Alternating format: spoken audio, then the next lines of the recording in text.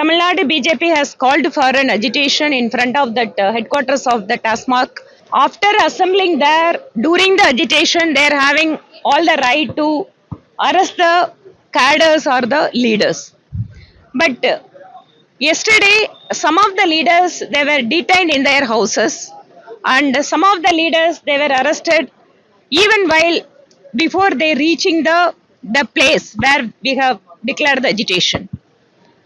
And the worst part of the police is that even after 6 p.m., so all our cadres, including the women cadres, they have not been released, and only after 7 p.m. they released it, and some of the women cadres, they got ill, and I think one of the lady who has fainted and she has been taken to hospital. So what we are seeing, the new the practice that is being adopted here by the ruling DMK government, they want to suppress the voices of the political parties, whoever is opposing them, and against all democratic norms, as if like the criminals, all the leaders are being treated by the Tamil Nadu police. And if it is necessary, definitely Tamil Nadu BJP would approach the Honorable High Court.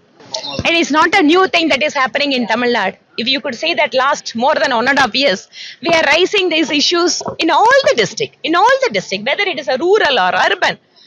So whether it is a cosmopolitan city or in some rural areas, the law and order is going very bad in Tamil Nadu, and we are continuously raising this issue.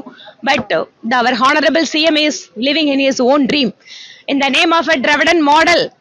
So they are bringing the non-issues into an issue, but they are forgetting to discuss about or to take action against the real issues that are affecting the people of Tamil Nadu.